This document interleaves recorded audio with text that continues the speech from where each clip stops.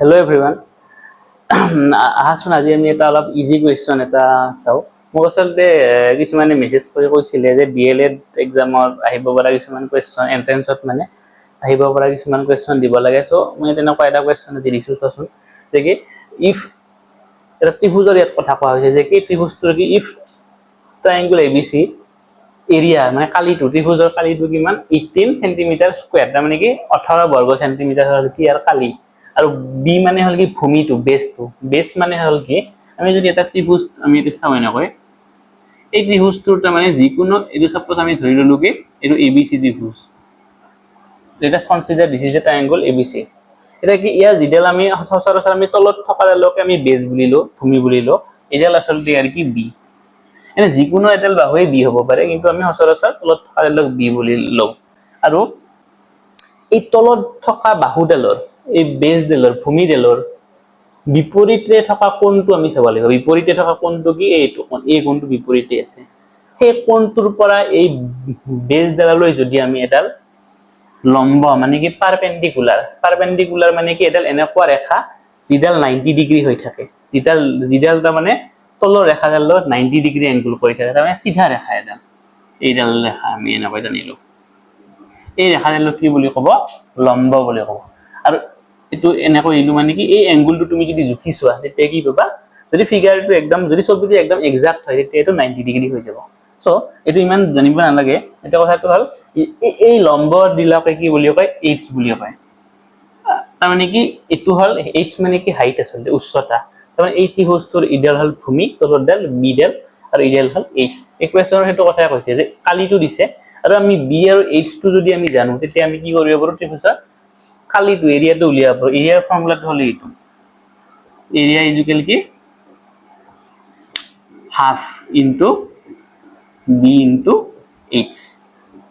এটো হল কি এৰিয়াৰ ফৰ্মুলা এটা ত্ৰিভুজৰ এৰিয়াৰ ফৰ্মুলাটো কি half into b into h তাৰ মানে কি হাফ পূৰণ ভূমি পূৰণ উন্নতি বা উচ্চতা সো এটো ত্ৰিভুজৰ আমি এনেকৈ উলিয়াব পাৰো এতিয়া আমাক দিয়া ত্ৰিভুজৰ এনেকুৱা ধৰণৰ এটা ত্ৰিভুজ যাৰ কি b ভূমিটো কিমান 6 তাৰ মানে এডাল কিমান 6 আৰু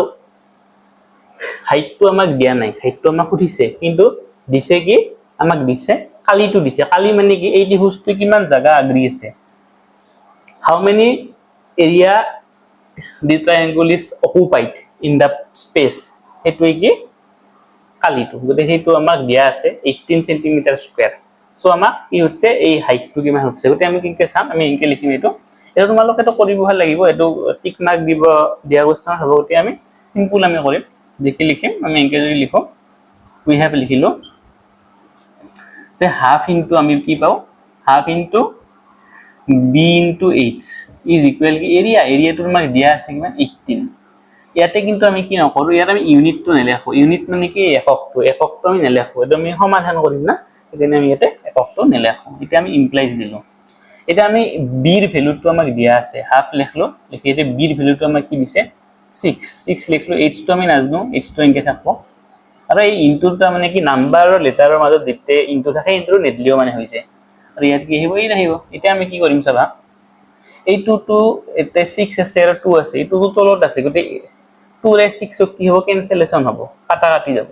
তে 2 ৰে 6 কিমান বাজ যাব 3 টাইমস যাব সো এটো কি হৈ যাব 3h হৈ যাব কাৰণ কি 2 3 গুণ 6 গতিকে 2 দি 6 3 বাজ যায় 3h আৰু এতে কি আহিল 18 আহিল এটা আমাক কি লাগে h টো লাগে h টো আমি কেনেকৈ পাম h টো আমি এইফালে নিব লাগিব কাৰণ h টো আমাক একলাগে থাকলেহে আমি h ৰ ভ্যালু উলিয়াব পাৰিম গতিকে h ৰে ইনটু হৈ আছে পূৰণ হৈ আছে এইফালে গেলে কি হ'ব হৰণ হ'ব সো h ইকুয়াল কি হ'ব 18/3 18/3 মানে কি 18/3 মানে হল 18 ক 3 দি হৰণ কৰিলে এটা ভ্যালুটো কি হয় 6 হয় সো 6 হ'ব গতিকে এই ত্ৰিভুজটোৰ উচ্চতাটো কিমান 6 গতিকে এনেকৈ আমি এই কোৱেশ্চন বিলাক কৰিব পাৰো এতিয়া তোমালোকে